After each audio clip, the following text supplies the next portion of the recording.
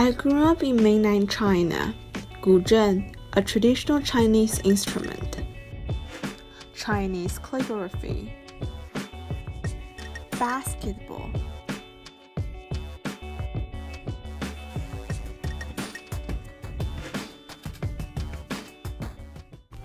And piano, were just few of my favorite hobbies.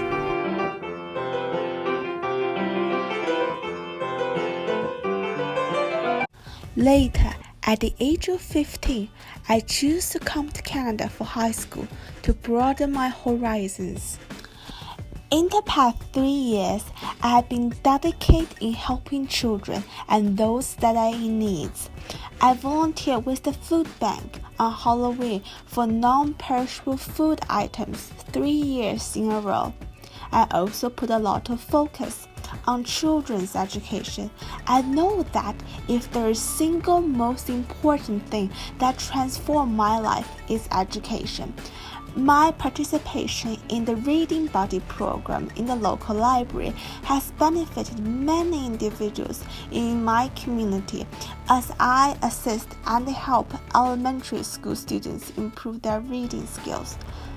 I also learned that 3 out of 1 Canadian kids need a mentor, so I volunteer with Big Brother Big Sister to mentor young girls in a variety of sports activities in order to promote a healthy lifestyle as well as building self-esteem. The job requires me to be extremely patient while treating each individual student with great respect. One of the challenges I encountered was working with a girl who has cerebral palsy. She was quiet, sensitive, and remained inactive throughout the sessions. Her isolation from the group bothered me, and I became concerned she would remain this way and miss out so many great experiences the program offered. Ever since then, me and the other 2 mentors tried to get her involved to the activities as much as we could and talked to her when she was alone.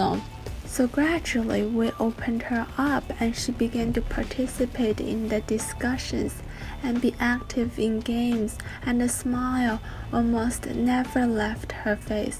This change gave me and the other 2 mentors great comfort, knowing that we had helped her create a bond with other young girls in the group. The former South African President Nelson Mandela once said, "If you talk to a man in a language he understands, that goes to his head. If you talk to him in his language, that goes to his heart." Learning a second language is definitely helpful for our future development, but we should know that the process should be fun. I have been learning English as my second language since 3 years old. I understand the struggles and the confusion that the Hungarian kids might encounter. Therefore, I can be better at explaining some of those concepts with a lesson from my own previous experience. A German friend of mine once told me a story about the relationship of her country and France. They had lost each other for centuries. However, in the past decade, they have sent a number of exchange students to each other's country. As a result, many of the German and French teenagers began to be friends with each other, and the 2 countries' relationship were gradually mended in the following years. This story made me realize the importance of cultural exchange among the younger generation. I have always wanted to go to Hungary because of its rich traditions and the clash of culture between the East and the West. Proficiency in Chinese calligraphy and Guzheng had offered me the chance to introduce the Chinese culture to my Canadian friends, and I'm hoping to present it to my future Hungarian students as well. Moreover, my distinct Chinese and Canadian academic background will generate a different perspective to the classroom.